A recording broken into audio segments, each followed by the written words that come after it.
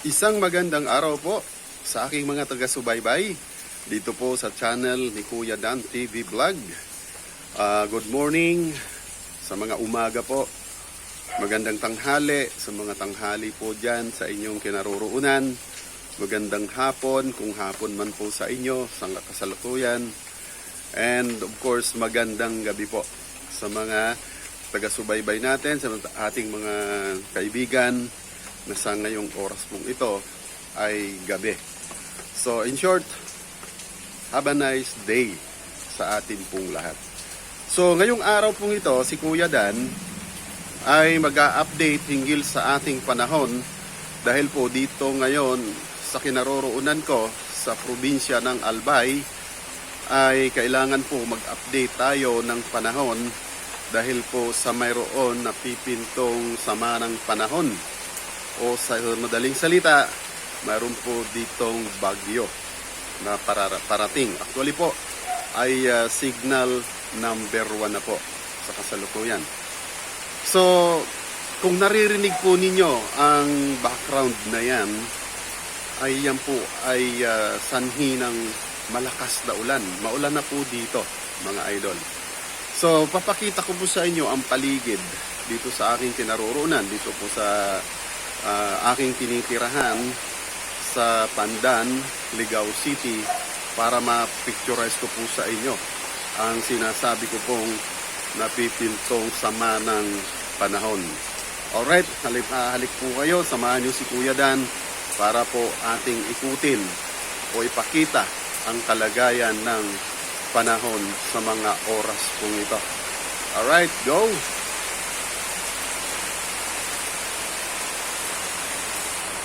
Ayan po mga idol,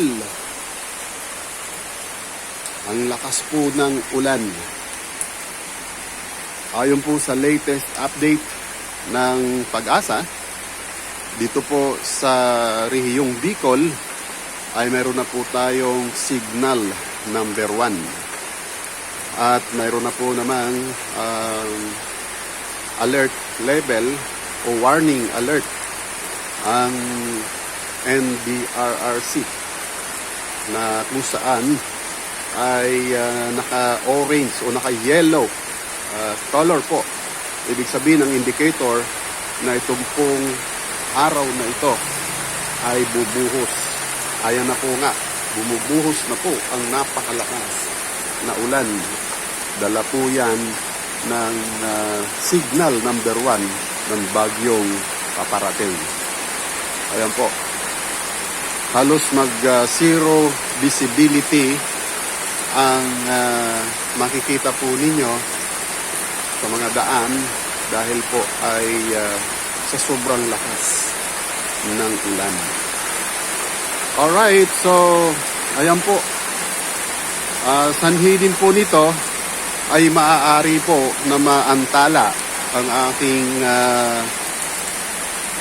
naka-schedule na biyahe pabalik ng Maynila dahil nga po sa lagay ng panahon na ito. Alright, ayan. So tingnan po natin sa isang banda ang ulan ay kailangan po natin dahil galing po tayo sa napakahabang araw ng tag-init. Okay, actually itong ulan pong ito ay second day na nang pumatak ang ulan sa buwan ng Mayo at ito naman ay dala na ngayon ng isang signal number 1 typhoon. Okay, ayan, papakita ko po sa inyo ang mga halaman dito sa aming tinitirahan. Mababanaag niyo po sa kanya o mapipil natin sa kanila na sila po ay tuwang-tuwa sa dilig ng ulan. Dahil po matagal din naman po nilang inasam ang madiligan ng malakas na ulan. Sa isang banda, kung atin pong iisipin, yan po ay favorable naman sa ating mga halaman o sa ating mga magsasaka o sa ating mga nagtatanim. Kailangan po nila ang ulan. Subalit, ang nakakabahala, siyempre, kung darating naman ang sakuna o ang sama ng panahon katulad po ng bagyo, ay hindi naman po yan paborable sa mga nakakaraming residente natin o populasyon ng ating bansa. So, subalit, datapwat, ganun po ang talagang natural na nagaganap o natural phenomenon na tinatawag ng ating panahon. Yan po ay kailangan na lang po natin na paghandaan at ma-adapt na natin ang mga ganong kalagayan ng panahon, especially po dito sa ating bansang Pilipinas. Okay, ayan po, pinakita ko po sa inyo ang sitwasyon ng panahon dito po sa Kabikulan, na muli uulitin ko na isa ito sa mga magiging dahilan ng pagkaantala po ni Kuya Dan TV para po tumuloy biyaheng pabalik ng Manila. Actually po, bukas sana ang plano natin na bumalik. Ayan nga po, ang sitwasyon ay halos nagsisimula pa lang na sumama ang panahon dito sa aming probinsya, dito po sa Albay. Alright, so balik tayo kay Kuya Dan. Alright, ayan po, may pakita ko po sa inyo ang kasalukuyang lagay ng panahon dito sa ating kinaroroonan. Okay, so ang tabayanan po ang mga susunod kong pag-share o pag-update ng lagay ng panahon dahil po dito sa napipintong pagpasok ng isang bagyo dito po sa Kabikulan. Alright, so mega love shout out sa ating mga walang sawang taga-subaybay ng aking pong channel. Wala pong sawang pag-remember, pag-renew ng kanilang membership. Ayan, unahin na po natin si Rom Cuello ng Hong Kong, mega love shout out. Ma'am Bless Mac ng Kuwait, mega love shout out po. Wandering Bicolana ng Canada, mega love shout out classmates. And of course, dito tayo sa Pilipinas, ang aking classmate CNS PH Vlog. Nandito po si classmate mo sa Kabikulan.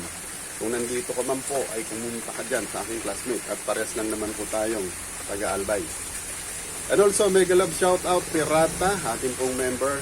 And mega love shout out kay Teresita Colon ng Japan. Mega love shout out Ma'am Yuki. And also, mega love shout out kay Nikki CN, dito po, taga Bicol din po yan. Joe Agapitos Cuisines, mega love shout out. Isa po sa mga member po natin yan. And sa walang sawang po nagsusuporta sa pamamagitan po ng Super Chatters, Lion Girl 1208, mega love shout out. Ayan. And of course kay Kulasa Vlog, Kulasa Life and Kuanang, maraming salamat sa wala rin pong kumpay na pagsuporta sa pamamagitan po ng pagsusuper chatter. Alright, so mega love shout out din kay Creepy Short Stay sa magpartner ng charity vlog na sila Yansky TV and Jahing King. Ayan. Lola in Kids, mega love shout out. Ma'am Normin Dapdelion, mega love shout out. Ate Mafi, mega love shout out. And my mentor, kasamahan ko po dati na kung saan po siya may community, Ma'am Lintek ng Netherlands. At mega love shout out sa buong Team Lintek. Maraming salamat po. Soon ay magkikita-kita na po tayo dyan sa inyong mga platform. Alright, mega love shout out sa aking team, alright, sa aking admin na si Jebasen, mega love shout out Jebasen. And of course, sa mga nagasuporta sa ating walang humpay na sina Joan Buena Agua, I think, o Budots Queen, mega love shout out. And of course, kay Boyet M Channel, mega love shoutout po. So, sa mga hindi po ka po nababanggit, mega love shoutout. Asahan po ninyo sa mga susunod kong vlog ay hindi ko po kayo maaaring ligtaan upang batiin sa aking mga pagbablog. Alright, hanggang dito na lamang po ang pagbabahagi ni Kuya Dan TV sa ngayon pong kalagayan ng panahon dito po sa Kabikulan. So abangan ang mga susunod pang update ni Kuya Dan. Alright, so maraming salamat and my vlog now is signing off. God bless us all. Alright.